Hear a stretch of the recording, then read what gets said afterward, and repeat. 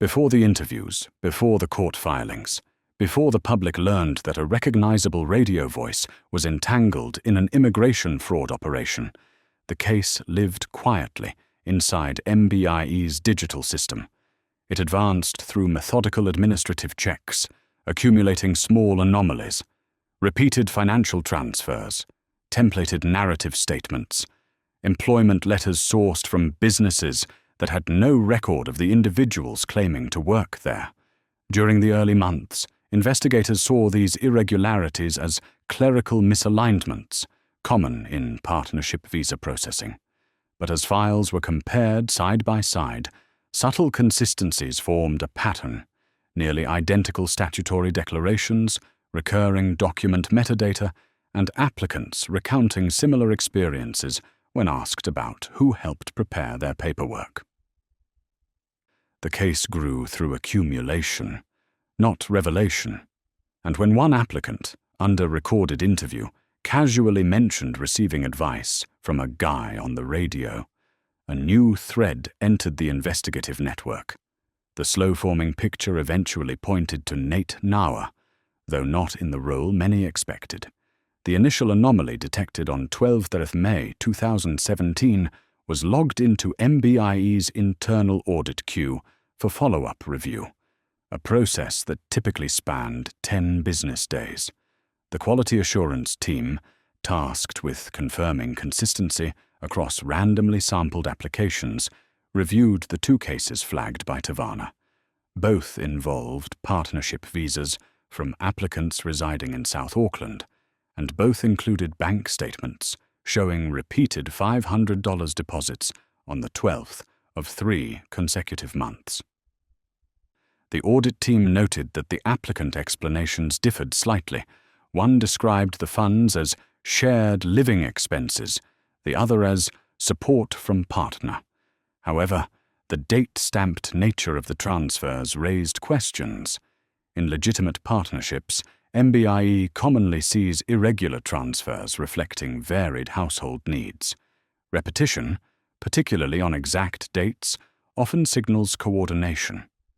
On 16th May 2017, Tavanna requested additional documents from the applicants, including relationship evidence and employment verification. One applicant submitted a reference letter from a business on Atkinson Avenue, Otahuhu. The letter appeared legitimate at first glance, but the digital metadata revealed a creation timestamp inconsistent with the stated date. It had been generated weeks later, using software also seen in another flagged case.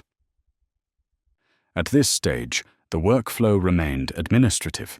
MBIE had not yet involved the fraud prevention unit, and the names associated with the applications, including the unrelated parties listed as referees, did not raise suspicion.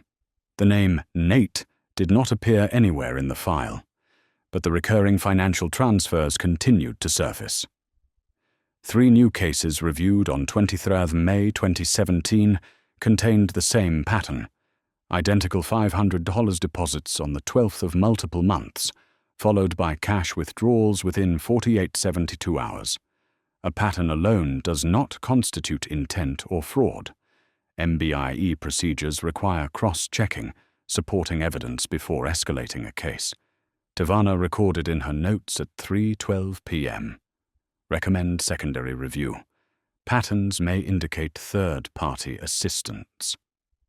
Although the comment was understated, the phrase third-party assistance carries procedural weight.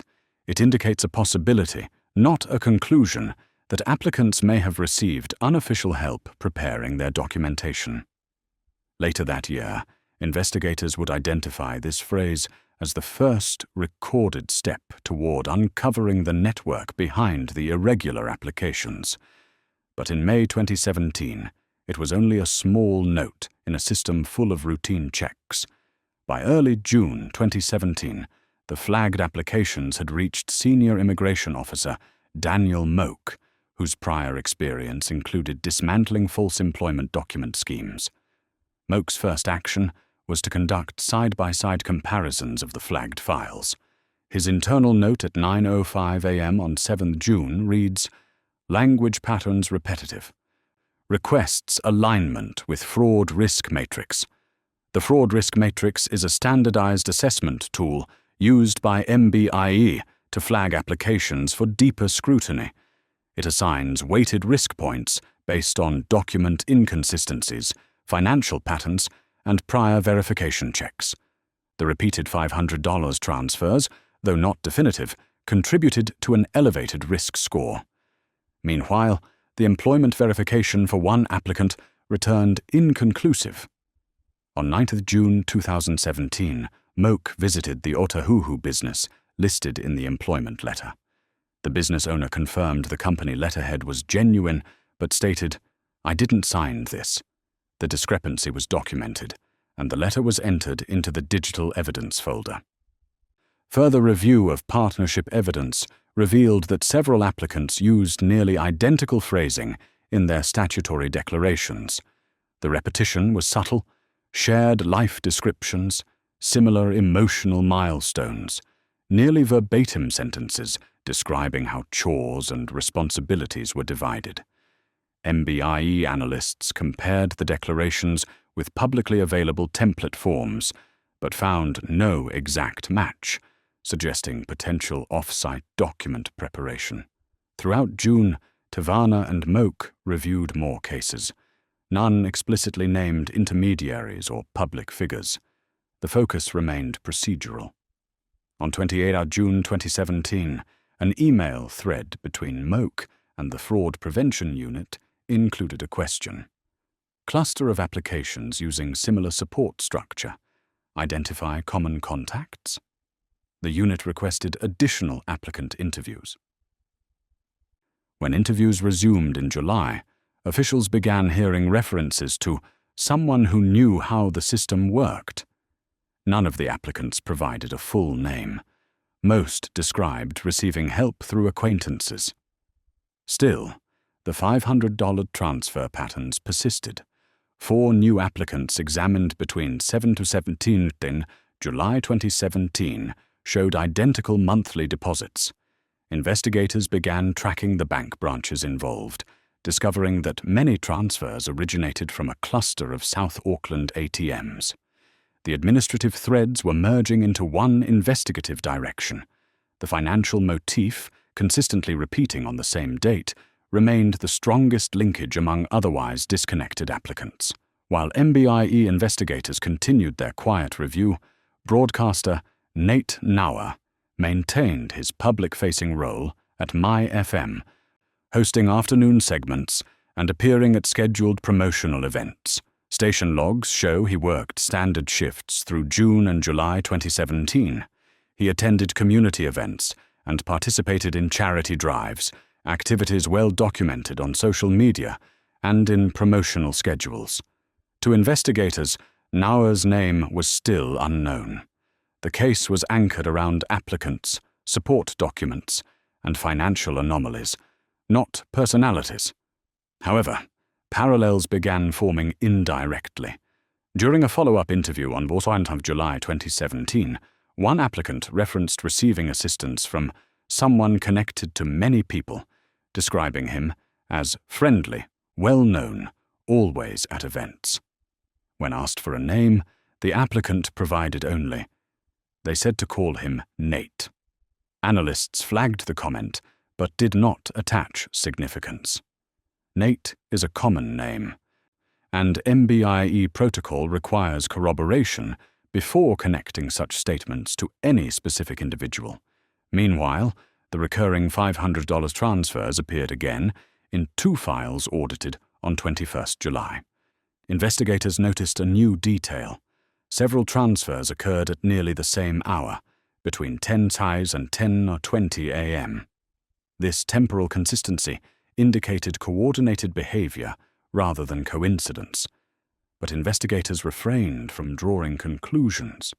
Financial anomalies alone are insufficient to prove fraud, but the convergence of statements, templates, and financial movement strengthened the suspicion of a facilitation network.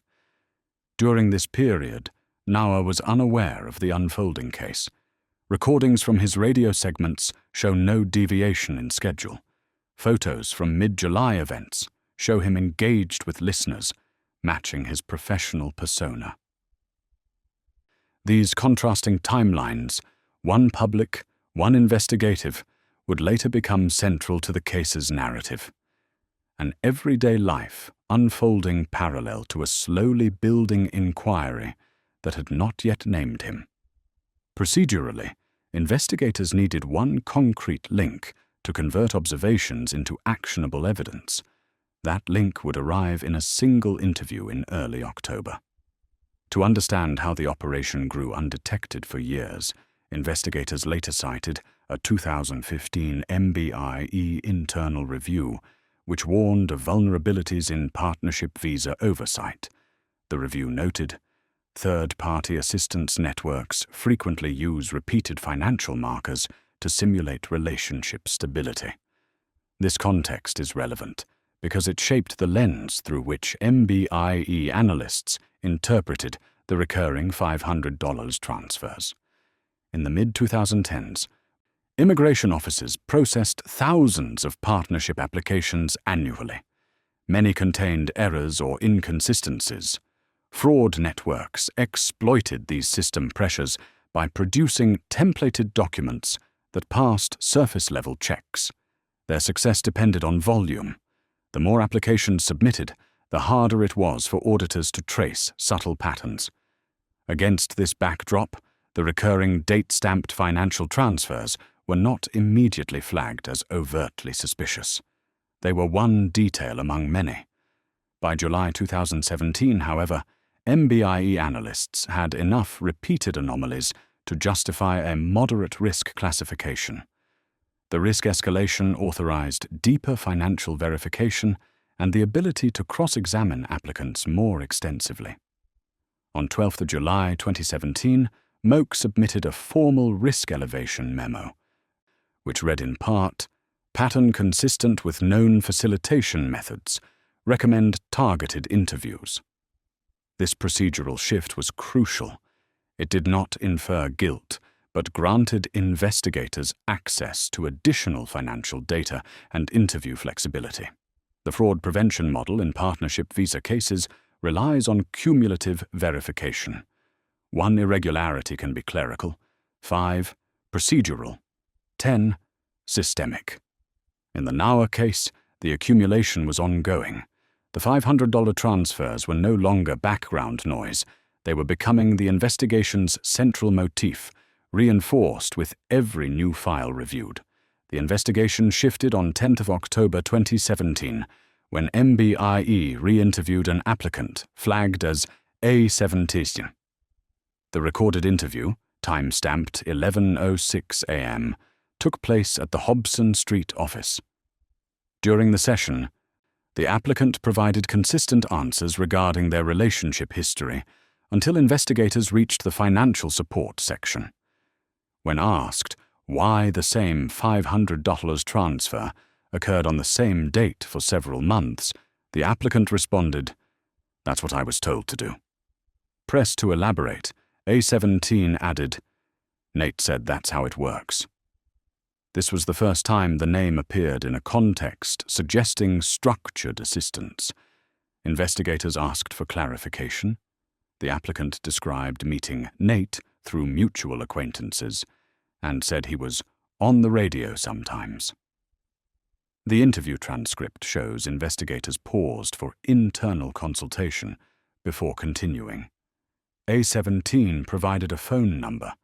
Subscriber information confirmed it belonged to a public figure. The system did not immediately identify the individual. That step required cross-checking with publicly available data. This single interview transformed the case. It introduced a potential facilitator, someone connected socially to applicants and possibly aware of the financial coordination underpinning their applications. Yet investigators maintained a neutral stance. The record shows this line: "No assumptions regarding identity or involvement. Requires triangulation."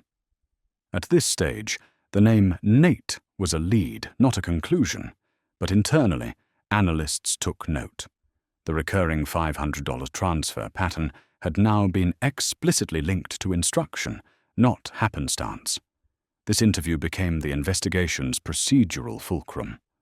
Following the A17 interview, MBIE analysts conducted a series of relational mapping exercises across 22 flagged applications. These maps documented connections among applicants, referees, workplaces, and contact numbers. 3 clusters emerged, a group centered around a Manukau office on Great South Road, applicants connected via mutual acquaintances in Mangere and Papatueto, and a cluster showing repeated use of identical document templates. Investigators noted that several applicants had visited the same Great South Road office between 2 p.m. and 5 p.m., dates aligning closely with the creation timestamps of their visa documents. The office manager denied involvement. "We don't do immigration paperwork." Security logs contradicted this by showing multiple applicant visits. Meanwhile, financial analysts reviewed bank data obtained through verification requests. 10 applicants had withdrawn $500 cash within days of visiting the Manukau office. Investigators began to suspect that cash payments were being used to purchase document assistance. The internal question became, who coordinated these networks? Though Nate was mentioned in A17's interview, analysts needed more evidence. MBIE protocol required at least 2 independent corroborating references to link an individual to facilitation activity.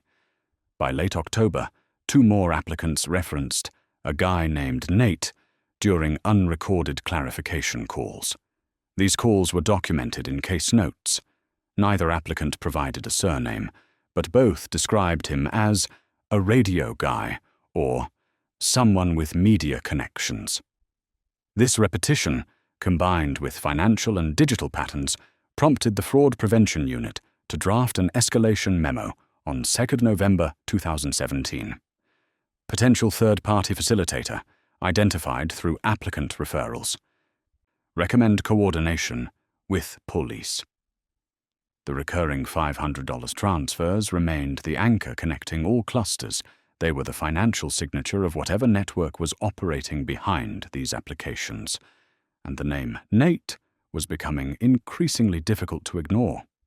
MBIE formally contacted the NZ Police Financial Crime Unit on 14 November 2017, seeking assistance in analyzing transaction patterns across multiple applicants' accounts. Police analysts, with broader access to financial data, were able to track cash withdrawals more precisely. Their findings showed that many $500 transfers landed in accounts on the 12th, followed by cash withdrawals on the 13th or 14th, timing consistent with payment for services. Police identified an intermediary, later publicly named in court documents, who frequently received deposits shortly after applicants' withdrawals. Investigators labeled him K. While reviewing K's known associates, analysts noted irregular communication patterns with a number belonging to Nate Nauer. Police ran a standard subscriber match. Name, Nate Nauer. Profession, broadcaster. Affiliation, My FM. This finding was documented in a secure interagency memo, but was not disclosed to the applicants or the public. Investigators took care not to conflate communication with culpability. In early December, police requested call connection logs for several applicants. These logs, which provide time and duration, but not content, revealed that Kay and Nauer exchanged multiple brief calls in the months surrounding application submissions. Again, the record is clear. No content was accessed. Investigators also compared document metadata sourced from applicants. 9 files bore digital signatures consistent with a single device configuration. The recurring $500 transfer motif, paired with communication logs and template metadata, suggested coordinated activity among individuals connected socially or professionally. None of this proved that Nauer orchestrated or profited from the operation.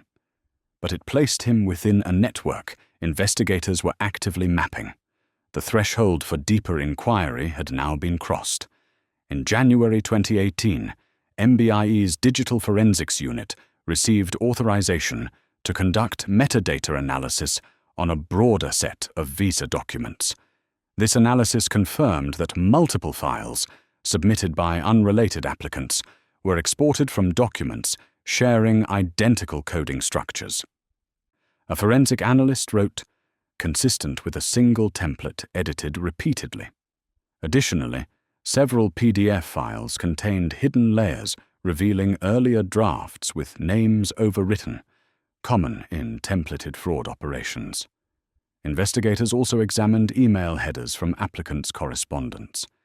In at least 6 cases, the IP origin traced back to the same residential broadband network located in South Auckland.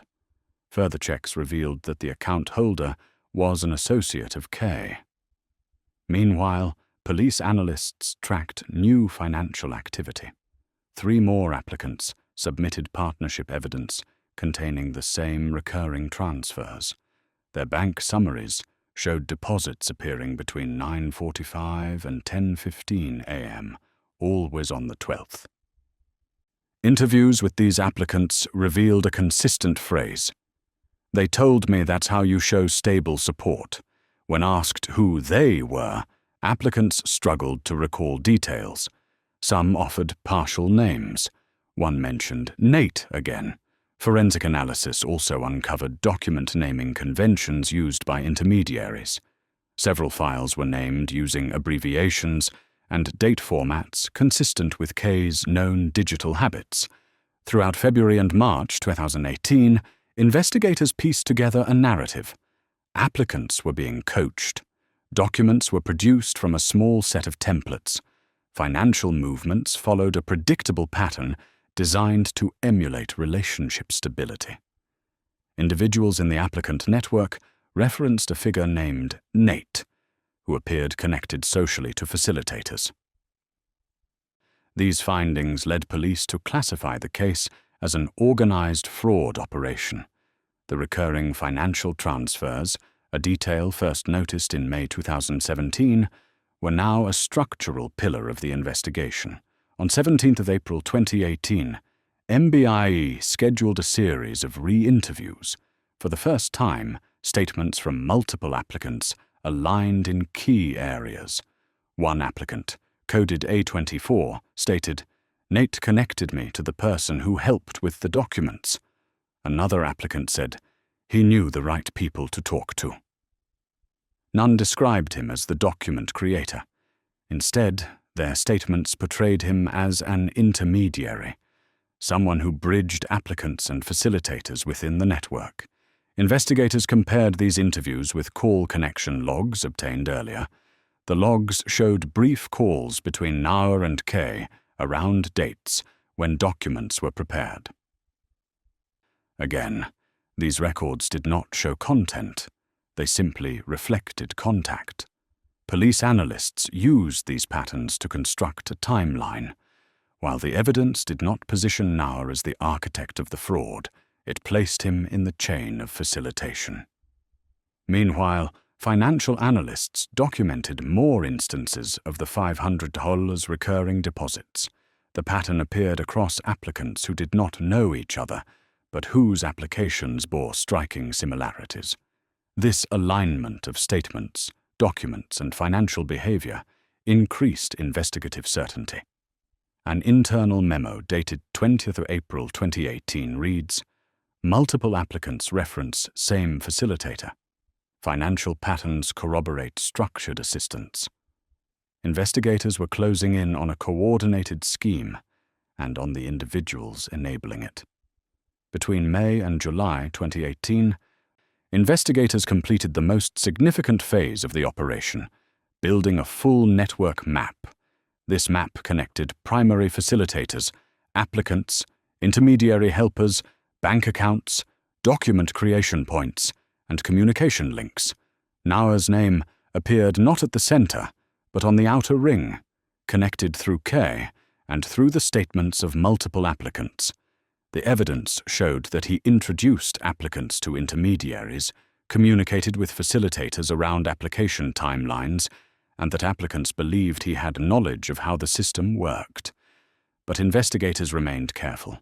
The case file repeatedly emphasizes that he did not produce forged documents.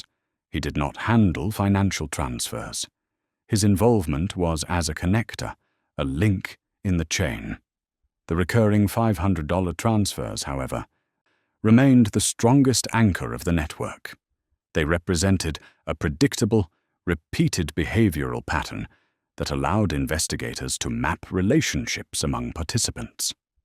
Police and MBIE jointly concluded by August 2018 that the network operated with structured coordination. The evidence threshold for charges was now satisfied. On 7 November 2018, investigators conducted a formal interview with broadcaster Nate Nauer. The recorded interview lasted 102 minutes. The transcript shows investigators began by establishing context, confirming his social associations, work schedule, and relationship to intermediaries. When asked about applicants who named him, Nauer acknowledged knowing some socially, but denied involvement in document preparation. He stated, "I introduced people, yes, but I didn't do their paperwork." Regarding the financial transfers, investigators clarified that no transfers went directly to him. Instead, the transfers helped illustrate the structure of the fraud network. Nauer maintained that he did not instruct applicants to make recurring payments. Investigators compared his statements to the testimony of multiple applicants. Some inconsistencies emerged, but none directly contradicted his claim that he was not the main operator. The interview concluded with investigators advising him of potential charges. This was the moment the case transitioned fully from administrative inquiry to criminal proceeding. From 2021 to 2022, court records outline the prosecution's case. Applicants were coached, document templates were reused, financial transfers were coordinated.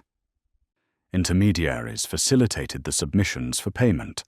Nauer was charged for facilitating connections that enabled fraudulent visa applications. During sentencing submissions, prosecutors highlighted the $500 transfer pattern as evidence of an organized system.